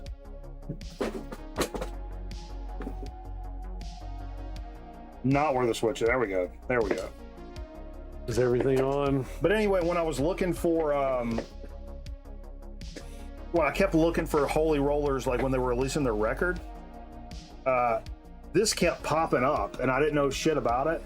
But it's Holy Rollers, and this is a Discord band. Yeah. So these guys like opened for Fugazi and 1990. And they just never really took off the way that like Fugazi did. But like, I think they're a DC band. Yeah, Mount Pleasant neighborhood in Washington D.C. Yeah. This is the one I had to look up because I couldn't remember.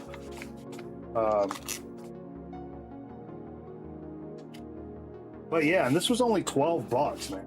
Yeah. An OG Discord. This is an OG 1990 copy. Oh, it was French or something. It was the French copy, not the U.S. No, I looked it up. The every copy that's American says it's pressed in France. Oh, okay. For whatever reason. Well, that's not where it's pressed at then. Well, I mean, they said all the English versions are pressed in France. Okay. But yeah, Holy Rollers. I don't know the name of the record. I forget. I think it's just Self T. No, it's something. Huh? As is. As is. And this is like Grown Man Record Night. As is. I mean, when I say they opened up for Fugazi, and that's just think about that type of vibe. So it's like it's got that kind of like post-hardcore kind of like feel to it. Aggressive enough, but still like articulate enough, and like really good record. That one I have jammed. I've jammed it back and front, like just during the week. Great record.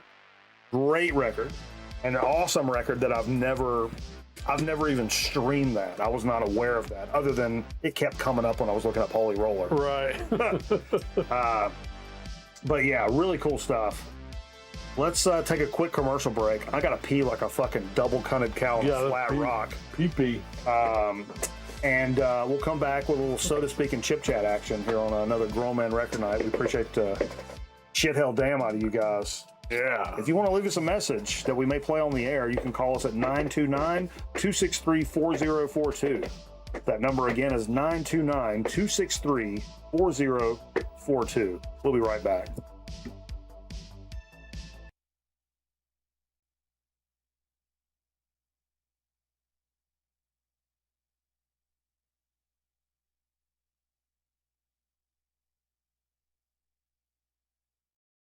Grown Man Record Night will be back in a minute. Stick around.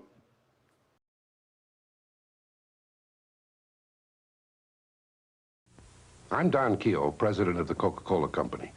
When we brought you the new taste of Coke, we knew that millions would prefer it, and millions do. And we knew that it would beat the taste of our major competitor, and it does.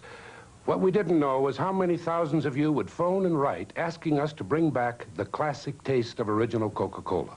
Well, we read and we listened, and you know the rest. They're both yours, the new taste of Coke and Coca-Cola Classic. Your right of choice is back.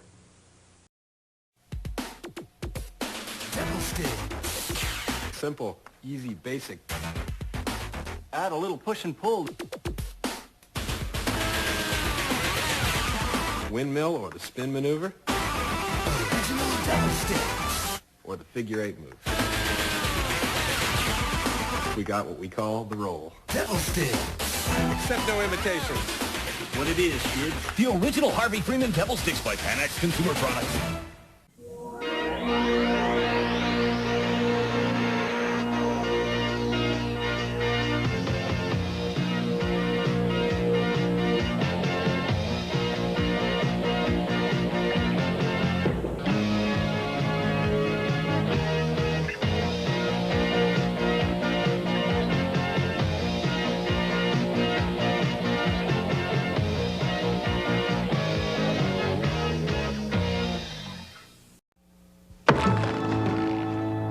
Welcome to the world of terror.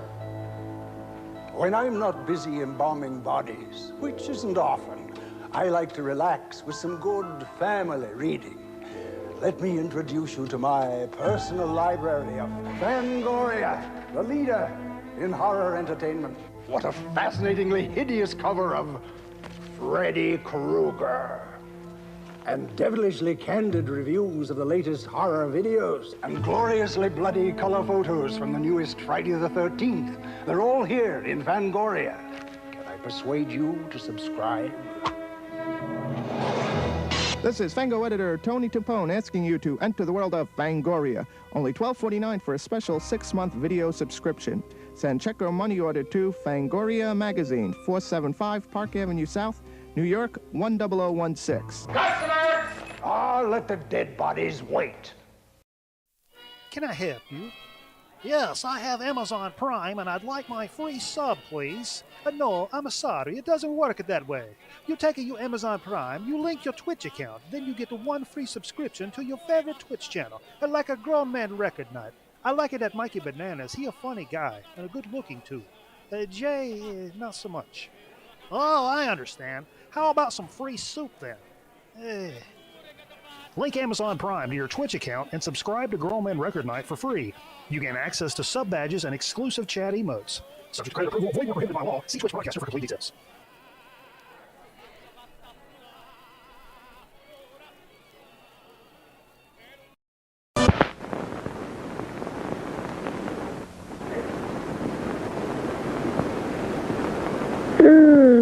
Nesta.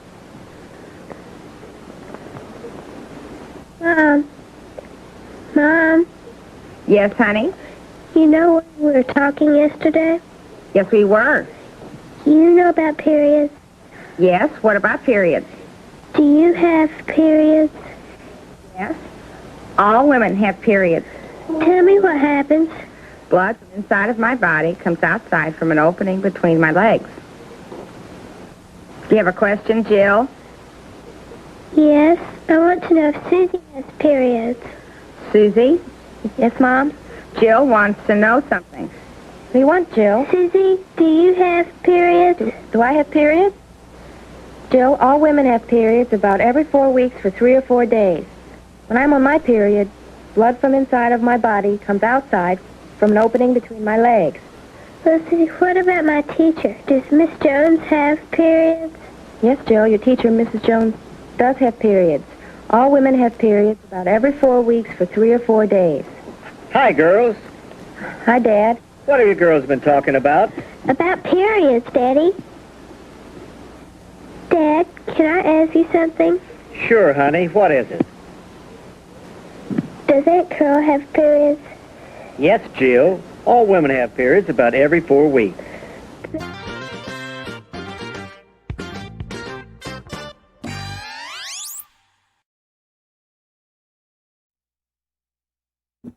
All right. Sorry.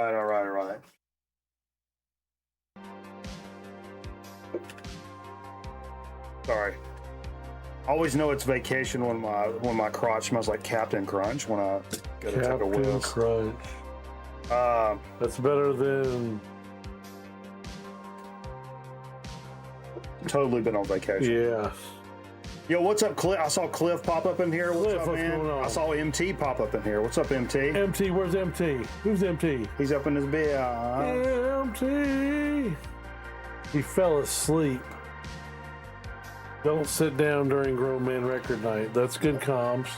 That's right. Don't Who sit said that? down. MT. Yeah. That's right. Mr. Topographical. I don't even know what I'm saying right now. Are you messed up? With what? I think you're messed up. Yeah, thanks everyone for hanging with us. Epic Dig of the Week action. Just say no to the period date. Period commercial. Yeah. No, we can't say no to that. We can't say no to that. We should probably just jump right into a damn... Jump into a soda.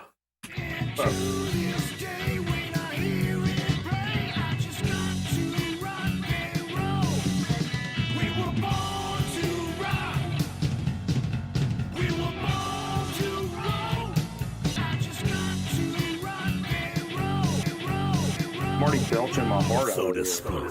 Gotta worry about this soda. Belching. Tim Belcher. I felt like I should have. A Belcherama. So, not only did Nate Bouchard leave us with chlamydia over here, he also left us with a soda that we've not done on the program. Thank you, Nate Bouchard. We did that. Oh, we did that ice cream sundae soda last week. Ice cream sundae. I took one to my mom, so thanks for that. That's yeah. What'd she say? Now she has diabetes. Oh. She was on no 80 years old, 79. No medications up to this point, but she one sip of that fucking ice cream sundae soda. It's metformin city over here. But no, Nate also left something else that's gonna just murder us. Oh boy. It's a cherry float Coca-Cola. Yeah, Nate likes the ice cream, I guess. Sure. Nate, you a big ice cream guy? Ice cream, you scream, we all scream for ice cream. Is there any, it contains no dairy, though.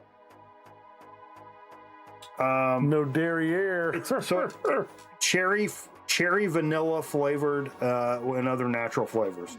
So it's a cherry vanilla. Okay. Okay. I'm on board with that. Yeah. Who doesn't like a good cherry vanilla? Shirley. Who doesn't like Shirley? Oh. Man, as soon as I pop that. Oh, yeah, it's a strong bouquet of the cherryness and the vanilla-ness. Some vanilla extract without the alcohol. Okay. Oof. There's a zero sugar version, but hard to find. Okay. At least I am on vacation, so there is that. Yeah, you know. Zero sugar. Yeah. Some people say it's not as good for you. You'd have to drink 40 a day for it to be bad.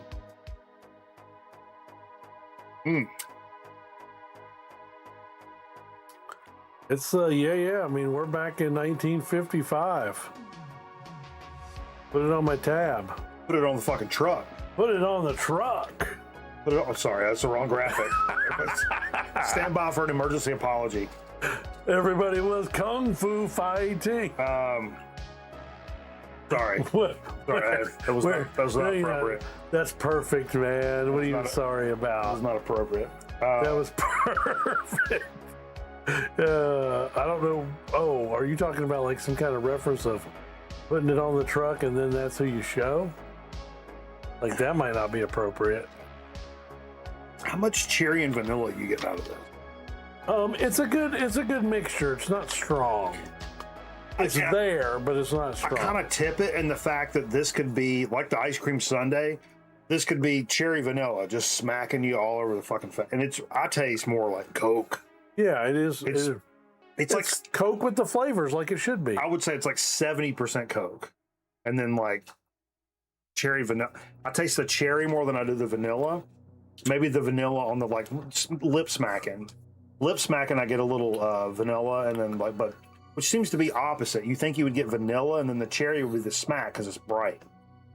But I taste more cherry, like on the cherry mixed in with the Coke. So it's like cherry Coke with a little vanilla smack on the back end.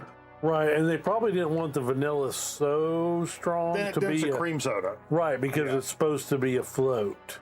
Right. It's supposed to be not so hard cherry vanilla. That's good. Really good. I'm so unused to having like regular Cokes. When I just first hit it, I'm just like, whoa, that's just Coke. It's just nothing but Coke.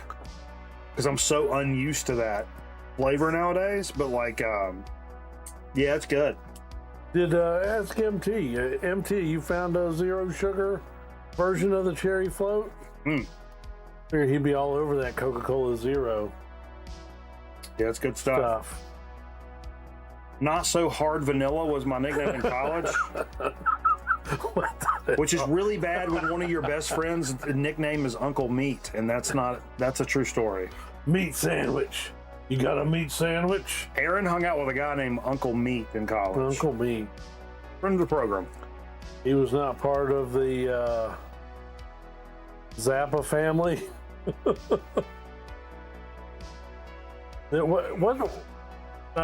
Not to talk about Nate's digs, but yeah.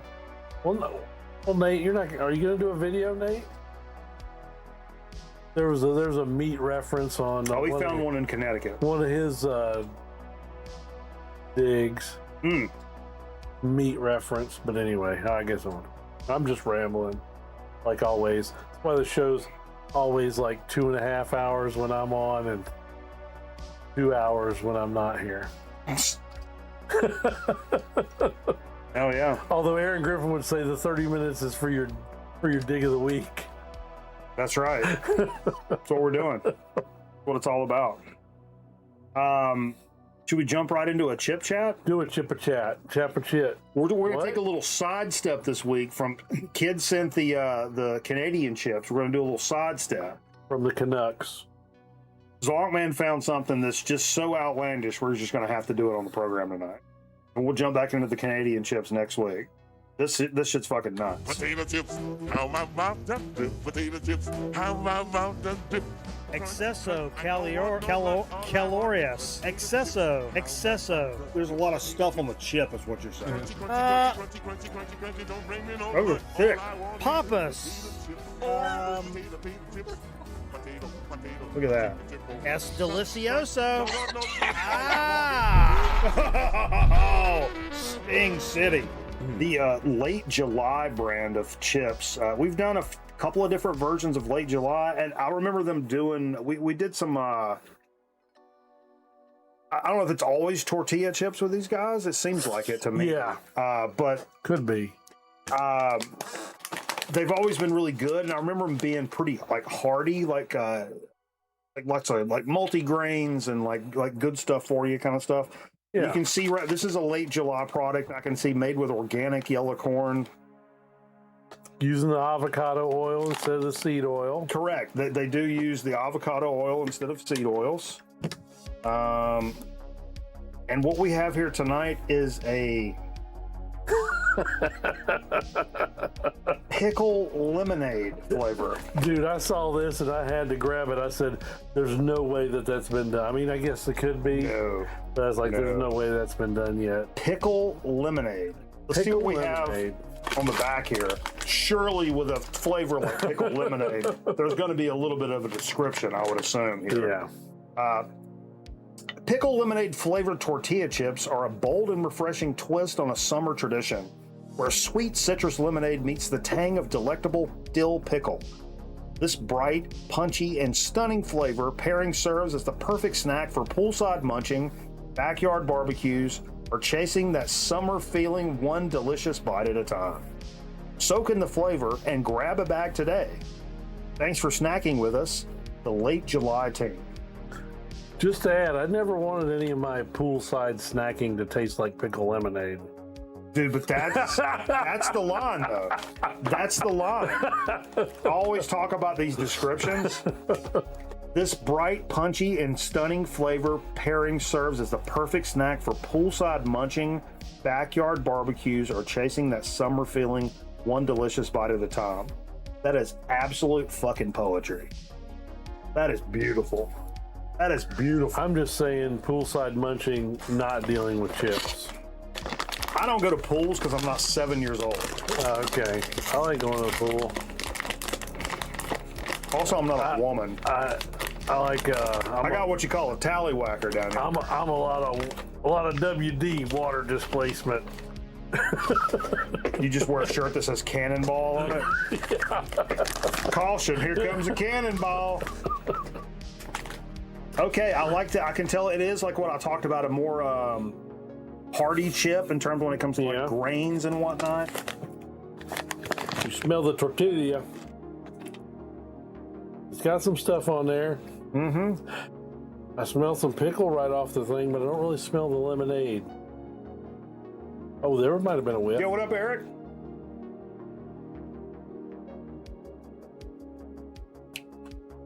Oh, yeah. Oh, yeah. Yeah. It's like citrus pickle. Yeah, I knew it was going to be tart. It's not that tart. You got to get you some more of them. Sweet tea, I would like to mark this for a potential Chip of the Year candidate. Oh, okay. Yeah. We'll consider it. Sweet tea, please mark this. Chip of the Year candidate. Very good. And more than just very, I mean, actually this ticks all the boxes because it's not just how great the chips are. It's that it's pretty unique. It's pretty different than anything we've done. It's unique. It's still smooth, even though you say like it's pickle citrus. No, it's not like biting that dill pickle or like and getting a pucker face. Well, the kids are all about those Takis and shit. Yeah. Too much fucking citrus. The heat I can handle. It's that citric acid salt, because that's what makes the citrus. It's a citric acid salt. It's not real citrus, usually. And there's way too much of it. Like on like Takis. It's too much heat to where it's like it's just not flavorful. And there's too much citrus. So you put it in your mouth and it's like dumping alum into your mouth where you're like, yeah, this is a perfect balance of some pretty interesting things going on there, I think. Yeah, no, I'm down with it. I'm glad there's another bag at the house that I have not eaten because I was waiting to not try it until we did it here. Because your wife hadn't tried them either? Uh-oh. Yeah, those are really good. And she looked with a scrunched up face when I brought them home. Oh. She's like, what? That's a fair point, Vance. I didn't even think about that. With the past 2 chips of the year being pickle and the other year being lemonade, this could be a winner. That's a fair point. I mean, maybe there is a pattern there. But I do like, those. Like, we've had some fantastic chips on this program for sure. Yeah. But just like in music, nowadays at this stage of the game, one thing that I really appreciate is somebody doing something different. Right, being unique. Yeah. Same with music, same with chips. Something that just tastes a little different. Different combination. Like even if it's a $9 a bag imported from fucking Yugoslavia bag of barbecue chips, still fucking barbecue. Right. Do something a little different. And that's different. That's hitting that head on. I have to spit all over the fucking table here. That's all right. I'm not gonna help with my Overwatch game. Yeah, really impressed with those. That is fantastic. Also, I am goddamn starving, so that could have something to do with it. I'm gonna need you to run me up to Denny's real quick. Yeah, we can do it. Let's see. Ask them how many styrofoam containers they have.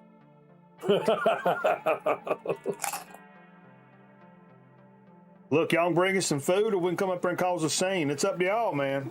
We can sit down and cause a scene, but I recommend bringing some out to us. Shit. But Randy said we ain't got to be there till 9:45 on Monday, so I'm drinking until the fucking sun comes up, boy. Yeah. Yeah, those are great. All right, we're going to go back over to the Twitch side of things and pop open a couple of these delectable Dig of the Week records that we highlighted just a few minutes ago. And I really appreciate everybody hanging out with us. It's been a vacation week for me, so been a little bit off the rails, so to speak, or on the rails. Yeah.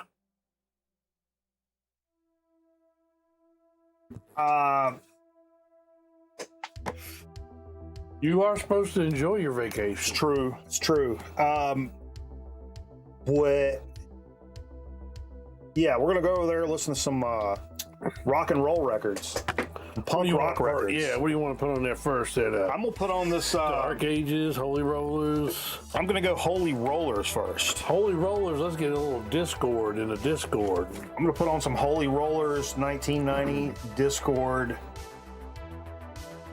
punky baloney. We'll see what's up. What are they doing? Are they like in bamboo or something on this cover? Sure.